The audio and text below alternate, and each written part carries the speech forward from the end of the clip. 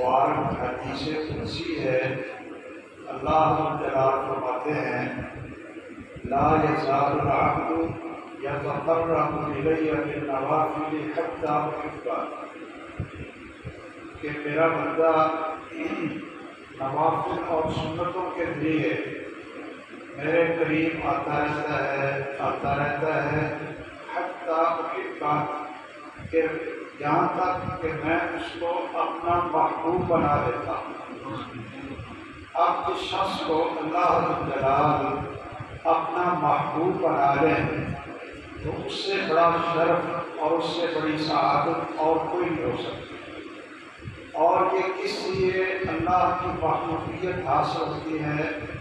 نوافل اور سنتوں کے ذریعے، وہ مالی نوافل ہوں یا روزے کے نوافل ہوں یا نماز کے نوافل ہوں، حج اور عمرے کے نوافل ہوں، میں ان سب کو چھوڑتا ہوں اور صرف فرض نمازوں سے آگے پیچھے کی جو سنتیں ہیں ان کو نوافل کہہ لیں، سنتیں کہہ لیں، تطوع کہہ لیں،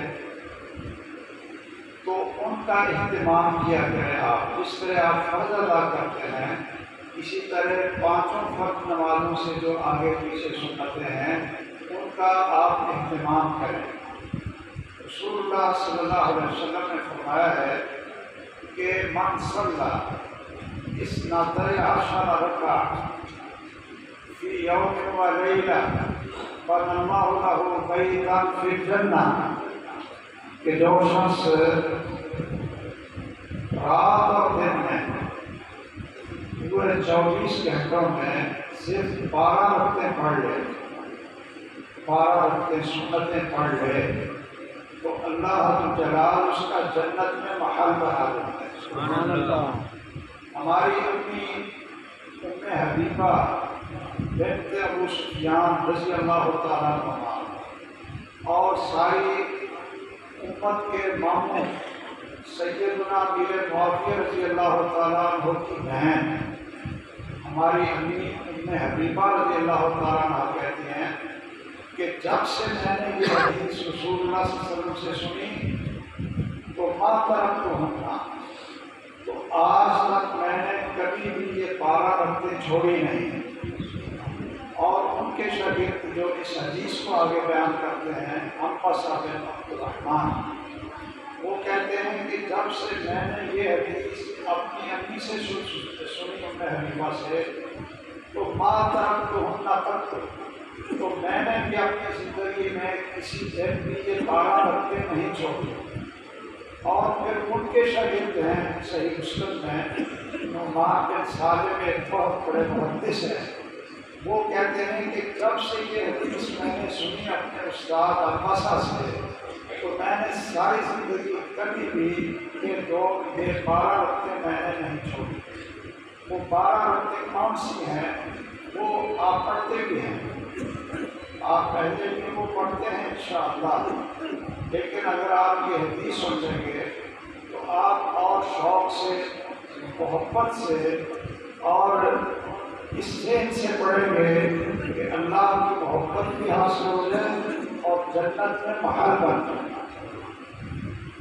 تو آپ کو دن میں 12 رکعت کون سے ہیں؟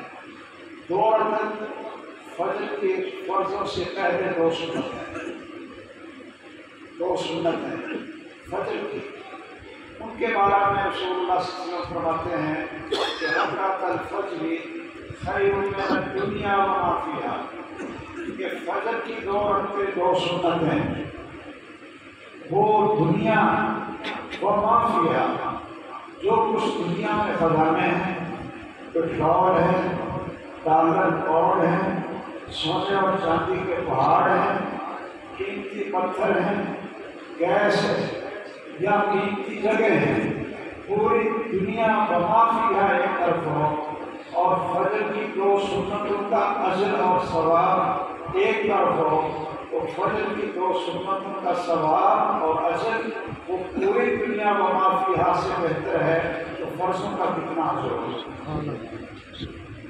2 رکعتیں یہ ہیں۔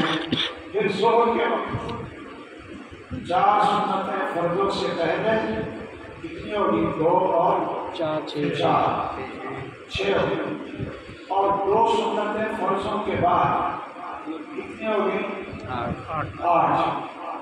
یہ جو فرضوں سے پہلے 4 سنتیں ہیں، اس کے بارے میں رسول اللہ صلی اللہ علیہ وسلم کی ایک اور بھی حدیث ہے کہ آپ فرماتے ہیں جو ظہر سے پہلے 4 سنتیں پڑھتا ہے، ظہر سے پہلے 4 سنتیں پڑھتا ہے، تو اللہ الجلال ان 4 سنتوں کا اجر یہ تہجد کی 4 رکعتوں کے برابر بنا دیتا ہے۔ سبحان اللہ۔ اب تہجد تو آپ جانتے ہیں کہ جو پڑھ لیتے ہیں، ہم سے تو بڑی غفلت اور سستی ہو جاتی ہے، تو چلو کم از کم اگر ظہر کے فرضوں سے پہلے آپ 4 سنتیں پڑھ لیں گے تو یہ ایسے ہی ہے کہ جیسے آپ نے تہجد میں 4 رکعتیں پڑھی ہیں۔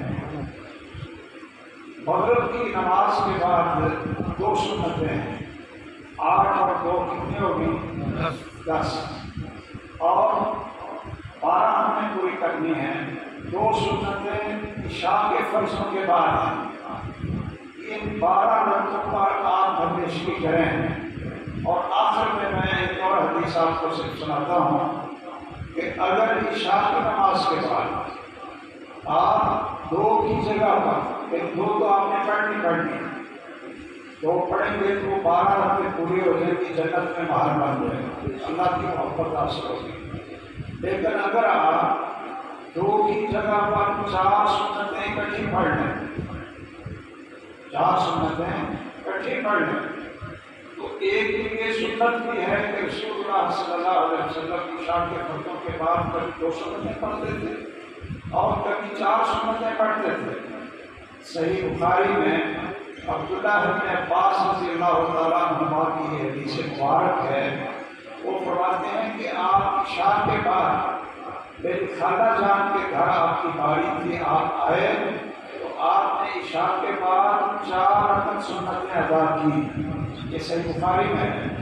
ہمارے اہل حدیثوں کے بارے میں پہلی بڑی بدنامی ہے کہ یہ نہ کہ سنتے نہیں پڑھتے۔ یاد رکھیے کہ ہم عشاء کے بعد 4 سنتوں کے بھی قائل ہیں، اور یہ بھی سنت ہے، اور اگر آپ 4 سنتیں پڑھ کے ایک سلام کے ساتھ اس کا اثر آپ سن لیں۔ اور یہ آخری بات ہے کہ 3 صحابہ بیان کرتے ہیں، ایک عبداللہ بن عمرو بن عاص، اور دوسرے ہماری امی جان سیدہ عائشہ طاہرہ مطہرہ رضی اللہ تعالیٰ عنہ، اور تیسرے عبداللہ بن مسعود رضی اللہ تعالیٰ عنہ۔ یہ تینوں بیان کرتے ہیں، یہ تینوں صحابہ بیان کرتے ہیں من صلی اربعا بعد العشاء، کہ جو شخص عشاء کے فرضوں کے بعد 4 سنتیں پڑھے گا۔ یہ آپ نے غور سے سنی ہے، میں جہاں بھی یہ حدیث سنائی اس مسجد میں پھر نمازیوں سے جب دوسری ملاقات ہوئی تو انہوں نے کہا کہ جب سے ہم نے یہ حدیث سنی ہے تو ہم نے کبھی بھی عشاء کے بعد 4 سنتیں نہیں چھوڑی۔ آپ فضیلت سن کر خوش ہوگی کہ اللہ کی رحمت کتنی ہے اپنے بندوں کے ساتھ، اور اثر دینے کے لیے اللہ نے کتنے راستے رکھے ہیں چھوٹے چھوٹے۔ تو یہ تینوں صحابہ کہتے ہیں من صلی اربعا بعد العشاء، جو شخص عشاء کے فرضوں کے بعد 4 سنتیں پڑھے، لا یفصل بینہن بالتسلیم، اور 2 پر سلام نہ پھیرے، 4 اکٹھی پڑھے، تو اللہ الجلال کو اتنا اجر عطا فرمائے گا، اتنا اجر عطا فرمائے گا کہ جیسے اس نے 4 رکعتیں لیلۃ القدر کو پڑھی۔ سبحان اللہ۔ بھائی اس سے بڑا کوئی اجر ہو سکتا ہے؟ لیلۃ القدر کا تو ہمیں پھر بھی پتہ نہیں چلتا، 21 ہے، 23 ہے، 25 ہے، 27 ہے، 29 ہے، کون سی ہے؟ اور اعتکاف ہم بیٹھتے ہیں لیلۃ القدر ڈھونڈنے کے لیے، اور بیت اللہ میں جا کر مسجد نبوی میں جا کر لوگ اعتکاف کرتے ہیں، پورا مہینہ وہاں جا کر روزے رکھتے ہیں کہ ہمیں لیلۃ القدر مل جائے، اور پھر بھی ہمیں یہ تردد رہتا ہے۔ اعتکاف بیٹھنے والے بھی مولانا سے پوچھیں گے مولوی صاحب کہ سامنے لگتا ہے کہ ایکینا 23 رات سی، دوسرا آتا ہے کہ میں کو دینے لگتا ہے کہ ایکینا 27 رات سی، تیسرا آتا ہے کہ میں کو دینا ہمیں لگتا ہے بڑا سکون جہاں تو بڑی خدا ہوا کی چلتی سی طریقے سے نا 21 رات سے وہ آپس کے اختلاف ہو جاتا ہے، پتہ نہیں ہوتا۔ لیکن اگر آپ ہر روز لیلۃ القدر کی 4 راتوں کا ثواب لینا چاہتے ہیں یقینی، یعنی ایک کوئی وہ شک والی بات نہیں، یہ کیا ہے یقینی بات ہے کہ آپ عشاء کے فرضوں کے بعد 4 سنتیں اکٹھی پڑھیں، تو تینوں صحابہ یہ حدیث بیان کرتے ہیں کہ اللہ کی جلال اس کے نامہ اعمال میں لیلۃ القدر میں پڑی ہوئی 4 رکعتوں کے برابر ثواب لکھیں گے۔ اللہ تعالیٰ ہم سب کو ہم کی توفیق دے، آمین۔ وآخر دعوانا الحمد للہ رب العالمین۔